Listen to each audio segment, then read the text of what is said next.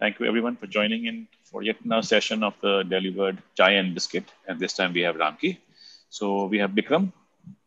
Over to you.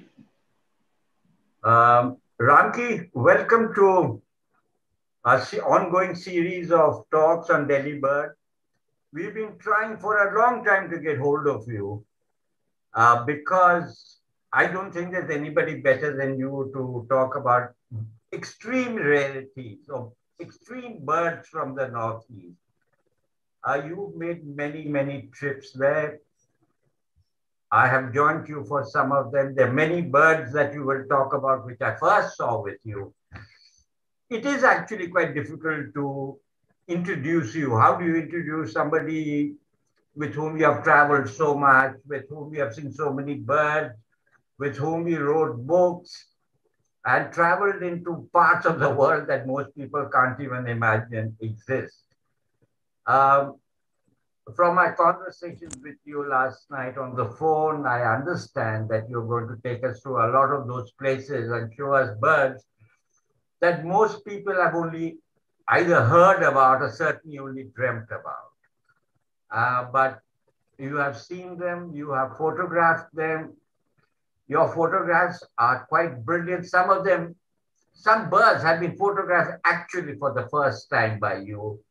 And I can tell you the names. There's the brown-capped laughing thrush, there's the chestnut-vented nuthatch, all of which you photographed for the first time. One thing about Ramki is that, you know, when I first met him many years back I went to pick him up from the airport he was coming from. I said, here is this man, he's got a lens which is bigger than him. Then I saw the lens in action. I remember in Nagaland, I think it was the first day in Nagaland in Kanoma.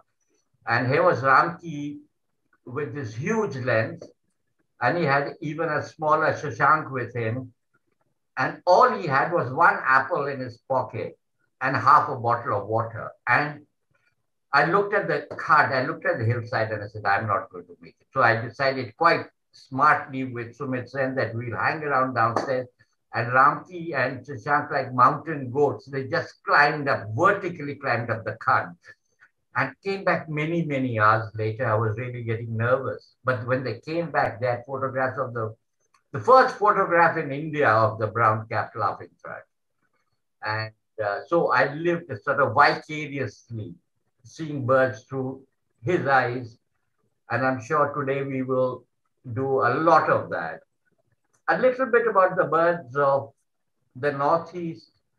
They're mostly birds that you have heard about, you have dreamt about, and very few people have had the good fortune of seeing them. In Ramki's case, he's made hundreds and hundreds of trips to all parts of the Northeast, starting from Sikkim, if you can call it Northeast, through Assam, Arunachal. We did a study in Nagaland that took us some years. And then, of course, Mizoram and further down south to all the way to Tripura. I don't know what Ramki is going to talk about, but I hope he covers some of these. And Ramki, with that, over to you. Best of luck. And we're just waiting expectantly to see your brilliant stuff. Ramki, you can start now. Yeah. Thanks so much, Bikram. It's always a warm invitation from you, whichever is the occasion. And thanks a lot, Delibird, for being persistent in trying to get me to talk. The offline thing never happened. At least now we can do the online thing, and probably has far more attendance than the offline one. I am thrilled to be here, like I said, to be amongst birders, to be amongst the birding community, the bird watching community, the bird photographer community. And the talk I'm going to give is, like Bikram said, very close to my heart. I will tell you why over the course of the next 1 hour. And the next 1 hour is way too little. It's very ambitious to kind of cover some of this or any of this in in less than an hour. But I'll guarantee you this, I will cover the bulk of the specialities, even though I might not cover the bulk of the species.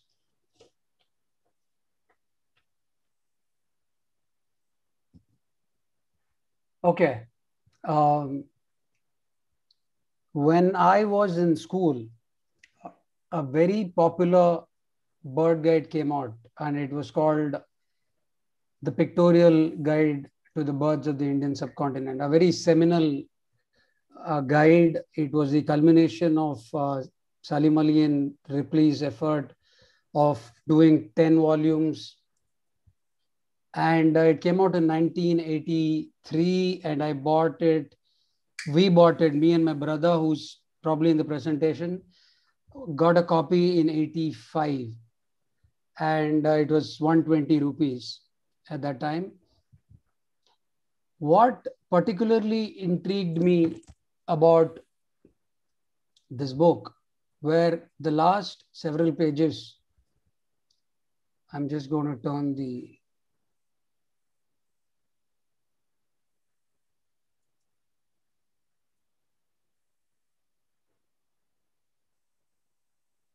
Can I share, Nikhil? Yeah, please share.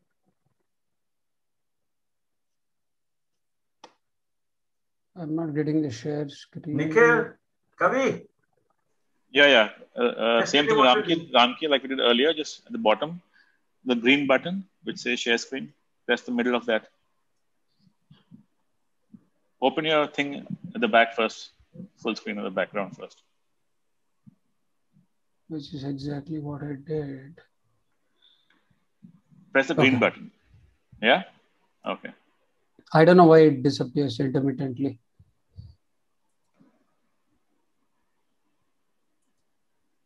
Yeah? Yep. Yeah. So, to continue, so what really intrigued me about this book was there were lots of names that were really exotic, alien sounding names that didn't even sound like bird names. Mysia, Euhina, Siva, Minla, Sibia, Tesia, Fulveta, Cutia. Which of those sound like bird names? The list continues. Myzornis, Leocicla, Parrotbill, Wrenbabbler, Scimitababla, Laughing Thrush, Barwing, Niltava.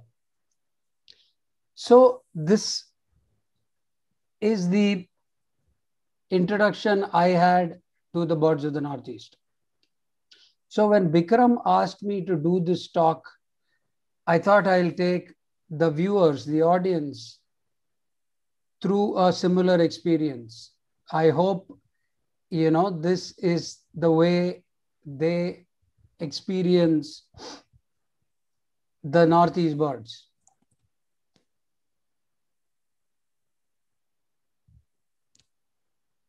Sorry. So that's the Northeast for you. It's the Seven Sisters plus an eighth brother, somebody says. So that's Sikkim, and the classical Northeast is here. And we'll talk about most of these coming up. So in the Northeast, you can bird really high up. Okay, the world's second largest peak is in Sikkim, which is part of the Northeast. And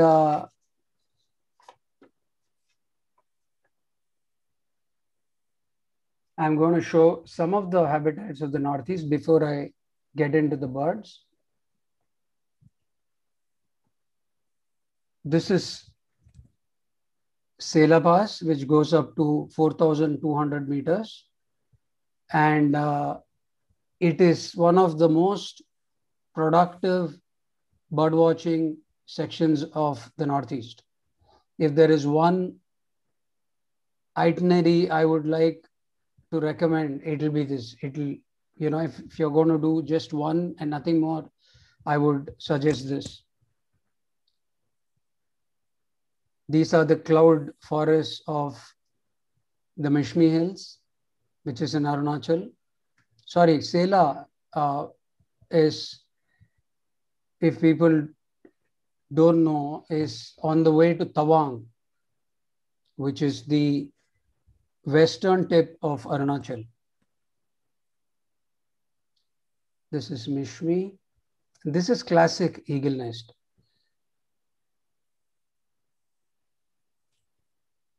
Which is a sanctuary which I'll be talking about often in this talk. And this is where the last bird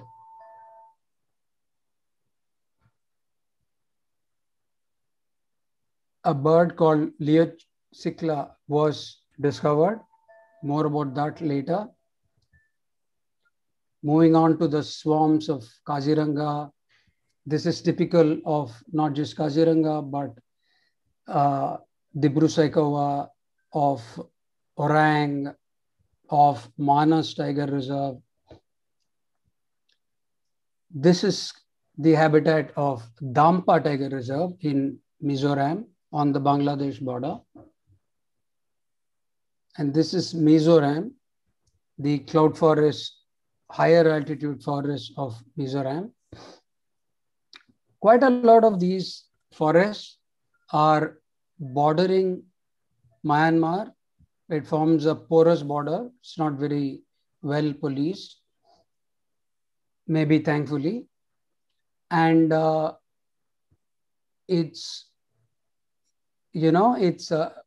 there's free flowing wildlife between these states, these southern northeast states with Myanmar. And to some extent on the western side with Bangladesh. So this is typically what happens in the Northeast. There are communities, and you do community managed forest birding. In quite a lot of areas, this is what happens. This is Loktak Lake, a spectacle which is not just for the Northeast, but for India. It's the largest freshwater lake in India. It covers an area between 300 to 900 square kilometers. And it has what is called pumdis, which are floating islands where you get to bird on small islands. And this is one of the larger islands where India's only remaining population of the Sangai exists. Sangai is also called the Manipur Bro Antler. These are forests of Nagaland. And again, typical communities and scrub and tropical forests around it. This is classic country in Namdapha, which is probably the easternmost parts of the country to bird. And Namdapha is about a 2,500 square kilometer national park along the border of Myanmar.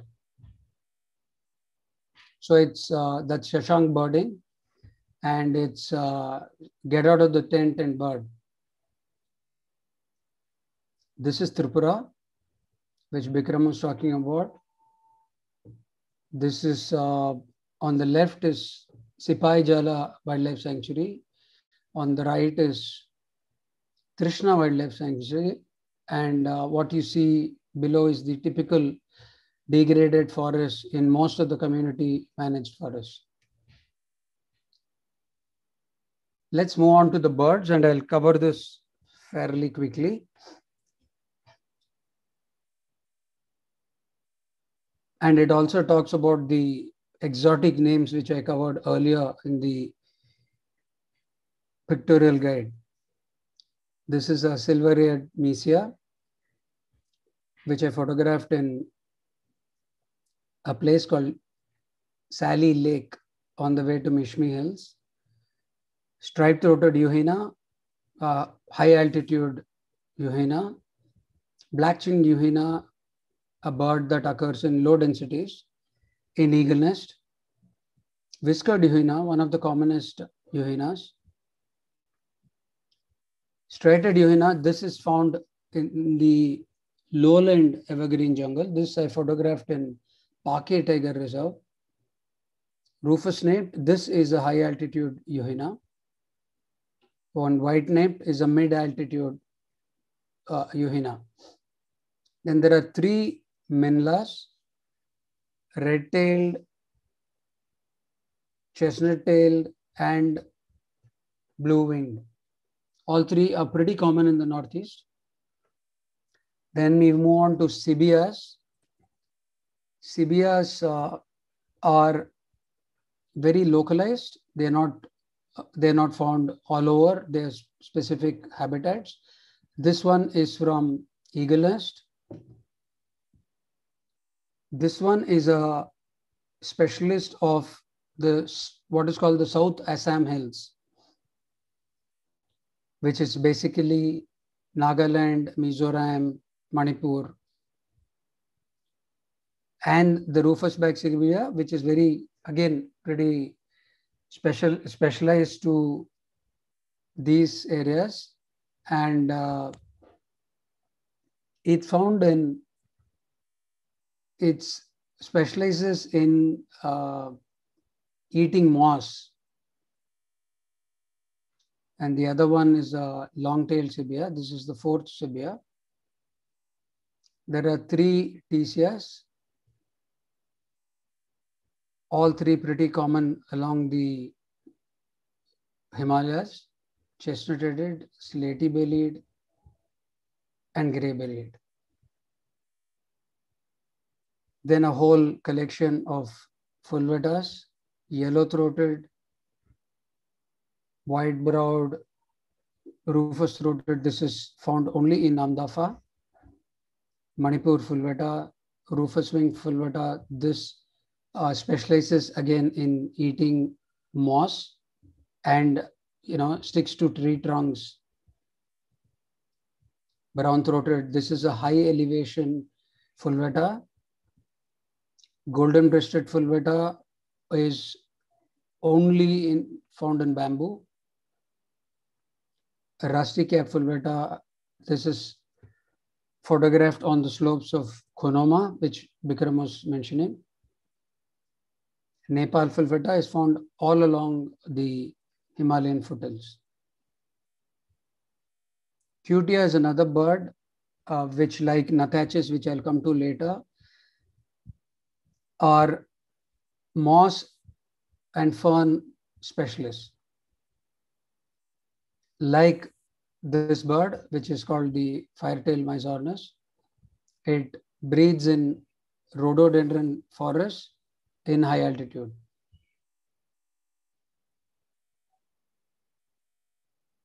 And this was the bird I was trying to explain earlier.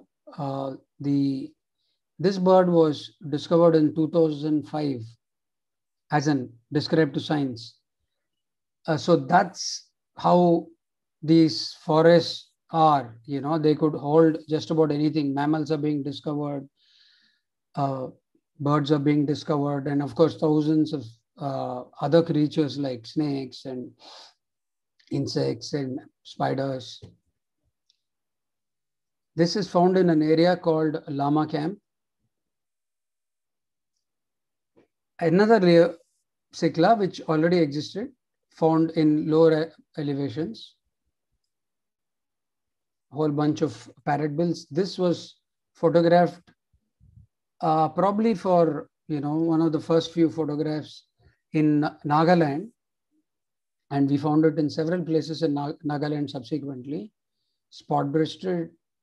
This bird is found in Kaziranga and in Dibru-Sakhawat.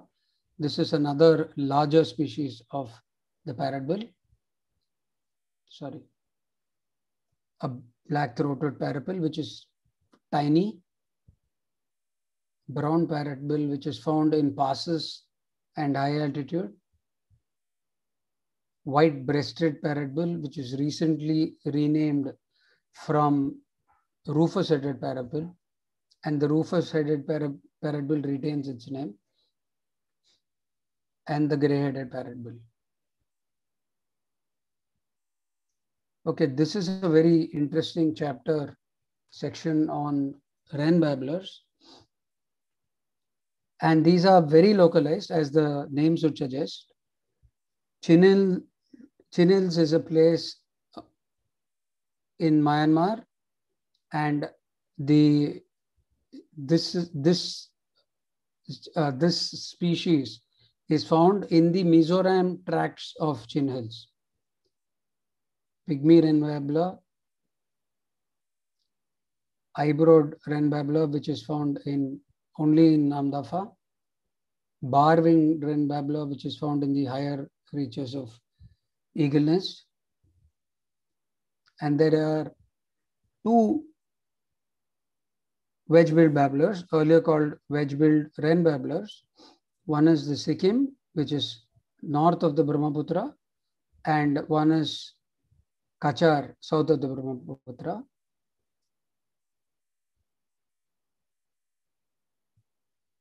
Rufous-throated wren babbler. This is a bird called the spotted wren babbler, but it's now put in an entirely new family called Elachura.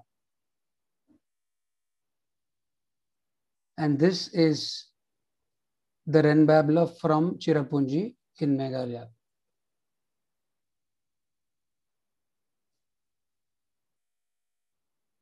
And of course, the Naga wren babbler, which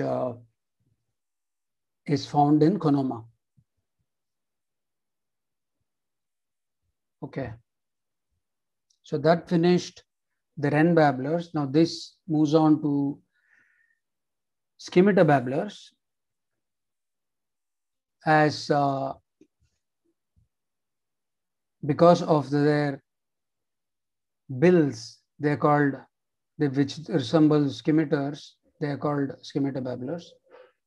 The slender-billed, red-billed, and this is quite a rare picture. This is confined only to bamboo, and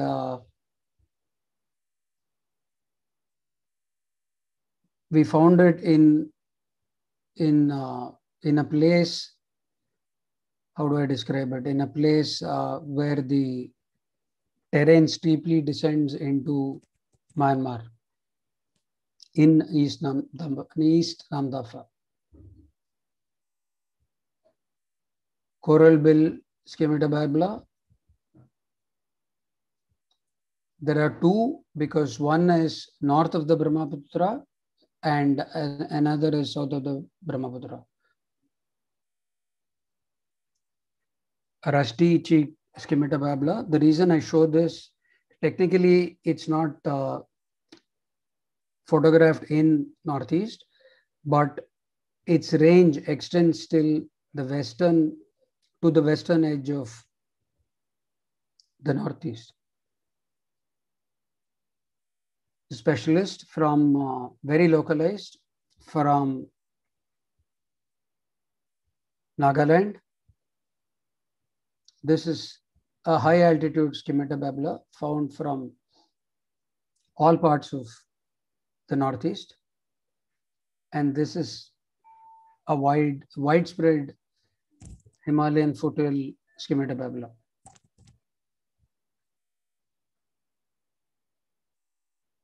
And this is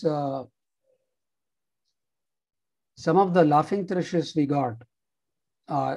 Some not seen in India or never seen in India, never photographed in India. First was the ashy laughing thrush. This was found in the Pungro region of of Nagaland, striped laughing thrush in the Konoma region of Nagaland, a spotted laughing thrush, fairly common, high altitude, brown capped, this is what Bikram was talking about, Konoma, first photograph, and yellow throated. This is probably even Salim Ali had not seen this bird. Last seen 1927. And I think there was one other sighting in the 40s or 50s. Rufous neck laughing thrush, chestnut crown laughing thrush, Assam laughing thrush. They split this bird into two species based on, again, north of Brahmaputra and south of Brahmaputra. Barwings, there are the following barwings. Babbler-like birds, streak-throated, rufous-fronted, hoary-throated. Neeltavas, they are basically blue flycatchers. Small Neeltava and large Neeltava, both. This was, it's not a new bird, but it was a new place. This was actually on the Myanmar border, a place called Fakim Wildlife Sanctuary, which Shashank and I went for the first time. This is a bulbul of the Northeast. It's called the crested finchbill, a flavescent bulbul, and a striated bulbul. A silver-breasted broadbill, which I photographed in Manas Tiger Reserve, and a long-tail broadbill, which is fairly common across not just the Northeast, but across the Himalayas. Okay, now we have what is called an interlude, where we're going to talk about the Amur falcon and the work we did. So, sorry for bringing in such gory pictures, but these were the first images that we took in 2012 when we traveled there. The fact that hunting was known was not documented, but the people kind of knew about it, but kept a hushed silence. We did a conservation program led by Bano Haralu, which led to a massive recovery of the species. And now they come each year in great numbers. So we can talk about this in detail during the Q&As.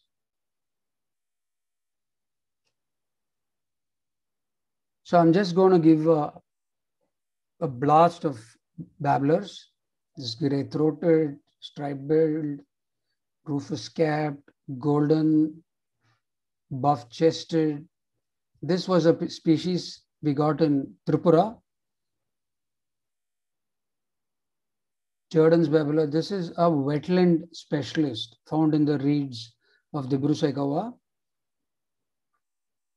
And interestingly, we also found it south of the Brahmaputra in Loktak Lake.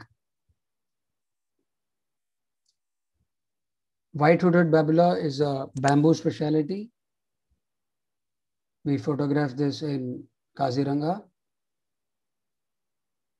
This is also a grassland specialty, the Jordan's bush rat. Another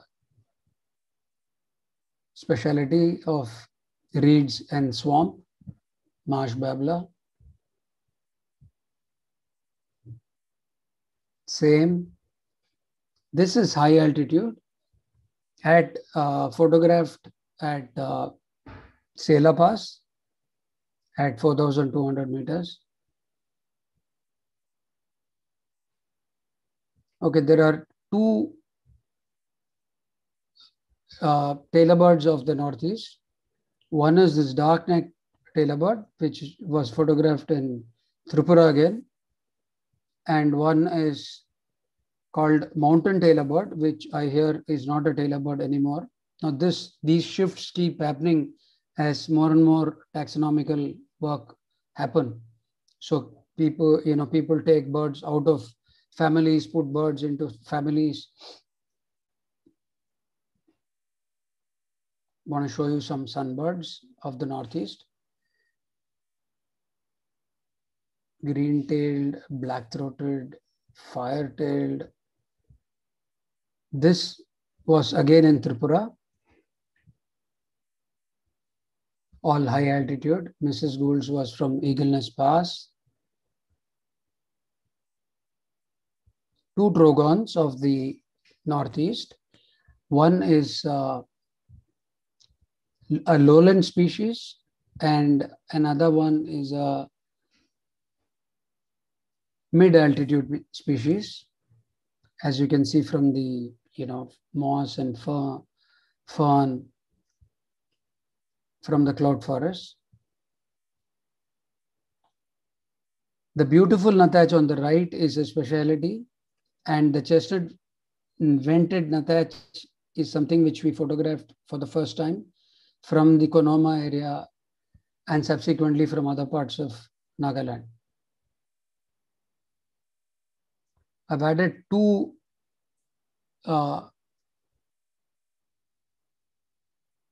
woodpeckers. One is a very tiny piculet, probably one of the smallest birds in India.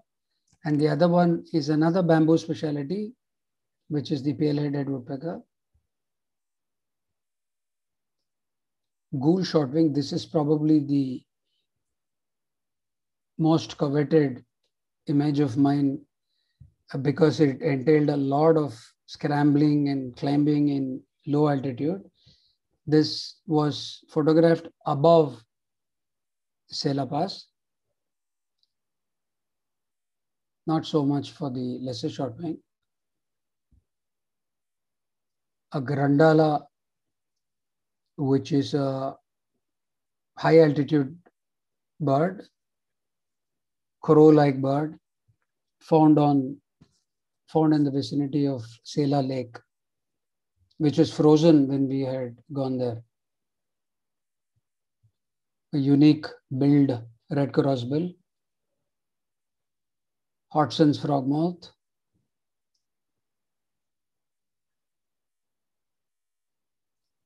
a brown hornbill. This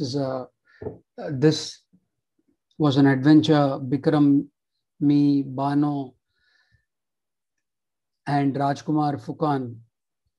We drove almost across Assam when we got news that this bird had started nesting. So we went all the way from Nagaland to along Assam, along the Brahmaputra to Namdapha to photograph this in Miao Reserve Forest outside Namdapha. Another speciality.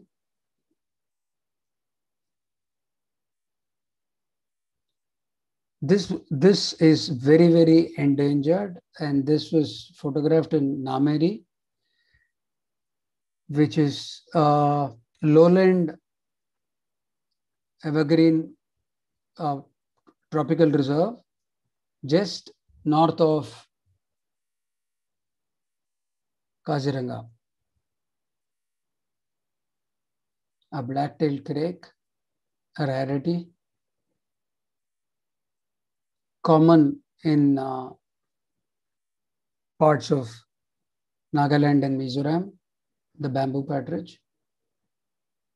Long-billed plover, we found this breeding in high altitude Cessni, high altitude Sangti. And this, I think I'll end with this. This was a stitch of 30 odd images of mine, digitally manipulated, if you may, of a dancing Bengal florican taken in Manas Tiger Reserve.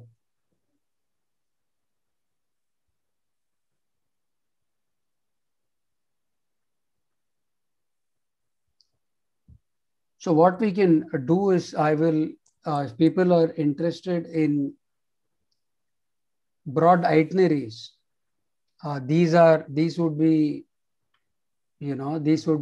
recommended.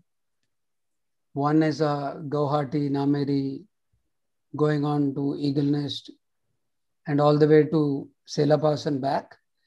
And this you cover altitudinally 4,200 meters, as in you go up from 30 meters to 4,200 meters. Over a 15-day period, you can see about 500 species. The other one is the other side, which is instead of going north from Guwahati, you go east and you cover Dibru-Sakhawat, Mishmi, Mayodhya, Deheng Patkai. As in, these are options. Namdafa, Balong, and then you can take a side trip to Cherrapunji. And then there are these, individual states, Nagaland, Mizoram, Tripura, and Manipur. I think people are still coming in, and I have finished my presentation.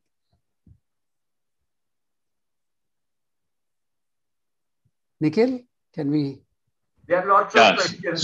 So we open the chat room now. Any questions, please put them in the chat room. Yeah, Bikram. No, I'm saying, Ramki, I wish, we could have shown many more pictures. I know you have them, even more exotic than the ones you showed. You can stop the screen share, Ramki. Sure. And you know what, Ramki, it's amazing that not only did you take these pictures, you actually remembered how you took them and where you took them. And have you sort of looked at every picture you've taken, or are there still some lying in your camera or in your? See, this prompted a lot of them coming out of, hard disks and stuff. But I'm sure there are far more in the deep. Perhaps we can have a part two. Part two, yeah. Of all the other pictures that we haven't seen. Mm-hmm. But you've been traveling to the Northeast for now many years. And it's an unfair question to ask, but if you say you go from Sikkim to Assam to Arunachal, and there are a lot of people who want to go there, so I'll ask them to ask you specific questions about how to get there and where to stay and that kind of thing. So you can answer that. But going back to your photograph, it's an unfair question. But if you were given one more chance, only one more chance, where would you go in the Northeast? Which is your favorite place, your favorite most place in the Northeast? It will be Eagle. It's an unfair question. Eagle Nest. Eagle Nest. For the simple reason that I told you, you have such, as in the entire itinerary, I'm saying, not just Lama Camp or Bompu. From Lama to Doimara. Yeah, something like that. Or even Ramalingam to Doimara. So it will be Lama to via the pass to Bompu. If you also traveled with me, so during that trip, and that would be the single, most exciting northeast patch for birding. Okay, can I ask you one more question? Is a lot of people are worried about safety, and I'm not talking about safety about falling off a hill. What are the chances? I remember when we were in Faki, for instance, we came in terms, or in Nagaland, we came in terms with terrorists who sort of became friends of ours and looked after us. How safe is it from a security point of view? Absolutely safe. We've been to, I wouldn't say nook and corner, but we've been to all parts of the Northeast. But the border all the time. And there's not one occasion where we were, jeopardized with our lives. So I don't think safety is an issue at all. The people keep saying, as in the usual story, udhar Naxal hai, udhar ye hai, wo hai. Maybe they are there, maybe they are not there. Okay. I would say Nagaland, in our travels, like physical encounters would rate high amongst those, but there's absolutely peaceful with us. And a little bit before I open the show to questions, which is the best time to visit? I am saying in normal conditions, we're not taking the pandemic into account. April. It rains for the most of summer. So what would you suggest? April. Because it's not heavy rains, but the birds are singing. April. You think is the best. Yeah. What about October, November?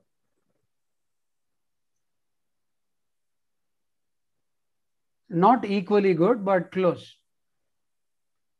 But birds have finished breeding. They start getting into mixed hunting flocks. They're not stationary. They keep moving. So I would prefer any day. It'll be a little wet, but I would prefer April. You would prefer April. Yeah. Okay. I'm opening up the things. People, please send in your the thing. Ramki, there are lots of people who have thanked you for giving this wonderful talk.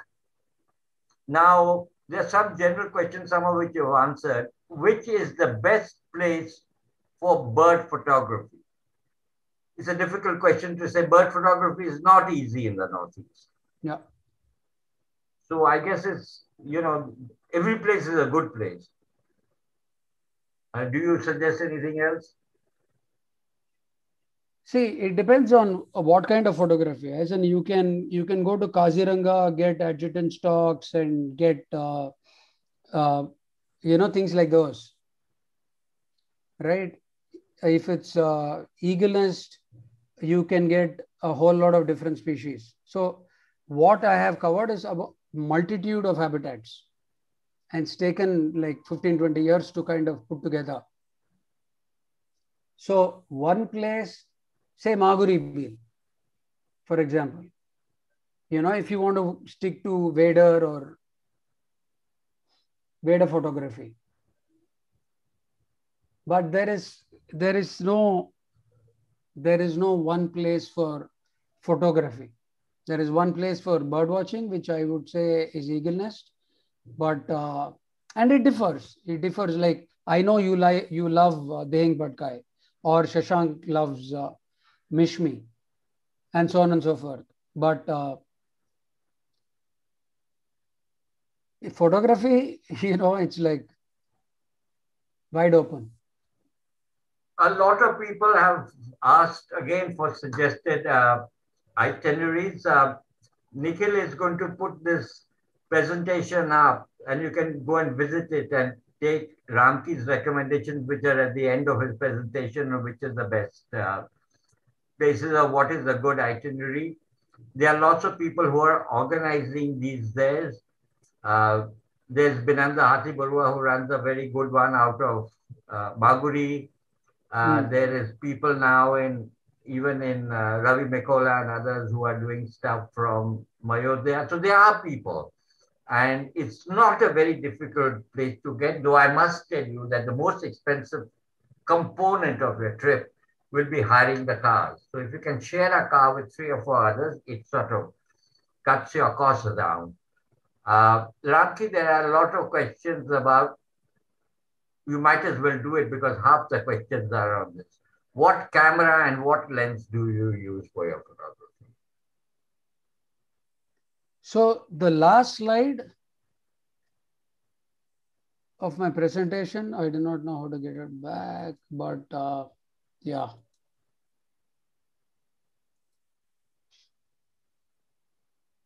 Yeah, we can see it. So this has been my bread and butter rig for almost everything for the last 10, 15 years. I said I might have changed a new lens or bought a new camera and all, but this is a Canon full frame Pro body and a 500mm lens with a 1.4x converter. And most importantly, a monopod, not handheld or on tripod. Well, I know I've seen you carry these things up hills and things like that many times. And so that should answer bulk of the questions about gear. Yeah. Sir, can you take up the time? Well, this is a very practical question. I don't think there's any hope or answer to that. Sir, can you take up with the authorities to improve toilets in the Arunachal? I don't think it's your job to do that. But why do you need toilets when you have the whole area in front of you? And other than getting, bitten on the bum by a bamboo pit viper, or certainly get lots of leeches, which has happened to us all the time. The situation in the Northeast, I don't know, Ramki will agree with me, in terms of food and accommodation has improved a great deal from the days we used to go there first. But it's not a luxurious place to go. Would you agree with me? Yeah, definitely. Yeah. There's somebody who says, how do we get in touch with local guides to arrange the itineraries? Would you like to answer that? Or the net is full of people who are doing that. Yeah. And there's some places which are easier, like Kaziranga or Manas. As you go further east and up, it gets tougher, but there are people who do, complete things. They pick you up at Dibrugarh airport and they drop you back, and you don't have to do a thing. And I think that would be the best way for starters. Hire a cab, hire a guide, and the guides typically take care of everything. They have, local partnerships with lodges and stuff, and you figure out a 7-day, 10-day, 4-day itinerary, and that's it. That's the best way to do it. I'm going to come to a rather contentious question, which I also don't have an answer. And if you have an answer, then you're a better man than I am. Is playback a necessity for photographing birds in the Northeast, especially skunks?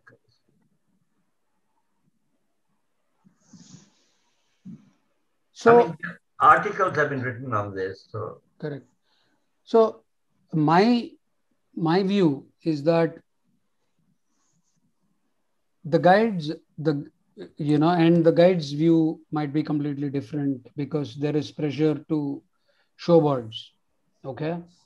But my view is that there's quite a lot of stuff that you get without playback. Okay. B is absolute no playback on vulnerable, threatened, endangered, critically endangered, etc., etc. Okay, and these are known. It's not qualitative. So if you unnecessarily playback, okay, for just about anything, that should be called out by the community and name and shame. Okay, there are I've seen people who just you name it, like 90% of the birds in this presentation will respond to a playback. Yeah. Okay, they are not crows or they are not herons or to look the other way. So if people are from the word go start playing playback, that's a absolutely no. Okay, now another difficult question, or rather, you remember when we went to Nagaland to do the survey, biodiversity survey of Nagaland, among the bird lists that we created, we wrote 2 books about it, is we saw half the birds which were dead. What is your take on the wild meat trade that takes place there? Can the forest sustain such carnage, or could they at one point? See, no. Answer is no. No 2 ways about it. And that's exactly what happened in the Amur falcon case. Unless there's a huge initiative of the community-led forests, okay, community-led conservation, and there are experts on this Zoom call who understand that we are not going to see a turnaround. Okay, the Amur falcon would have gone to the dogs if it had not been stopped in that year. Okay, another year couldn't have made it. So the answer to your question is, since it's mostly community owned and managed forests, empower the community and create a livelihood linked to conservation. That is going to drive conservation. That's going to drive stopping hunting, and ASAP. Like you and I have tried a lot with the bureaucrats, and it's not going to happen. I'm talking about the bureaucrats in Nagaland. So it's possible, but I see a lot of community-led conservation programs coming up, and that's the way to go. So I think we have reached the end of our time. There'll be many more questions. If you could write back to Delibird and what you thought of the program, what you would like, and thank Ramki a great deal. Ramki, thank you. I'm going to talk to Nikhil and try and see if we can get a number 2 of your talk for various other pictures that you haven't seen. Most of these pictures, most of these birds, a lot of people hadn't seen. But I'll end with one last question. When are you going back to the Northeast and where? So we are planning a Dihin Patkai trip shortly, once the COVID lifts. There's a lot of stuff there that still remains undiscovered. And it's so easy to reach. Yeah. And it's not a problem at all. And thank you, Nick. Will you take over now? Yeah, sure, Vic. Thanks, Ramki. Just one last question, which is very interesting here by Alpa. She says, what have been your observations about the changes in density of birds over the last decade, and also the changes of bird behavior with more and more tourists and birders running in with cameras all the time? Like now we have thousands of bird watchers. Luckily, not so many in the Northeast, but Ramki, over to you. See, I can't answer your first question scientifically because you need data for that. Okay. you need to be able to study birds over a period of time. So I could only say, no, it's basically something which you observed in the last 10 years of your going there every year. no, I have not seen a significant change qualitatively. Okay. Lots of other interesting things have happened, which is alarming, which is birds are moving up. Okay. Climatically and altitudinally. Yeah. Birds are moving up, and the birds tagged in one place over a period of time are moving up. Now, this is catastrophic for the birds. What about high altitude species? Will they fall off the mountain? And what happens to the species coming from down? And what happens to the species in the valleys?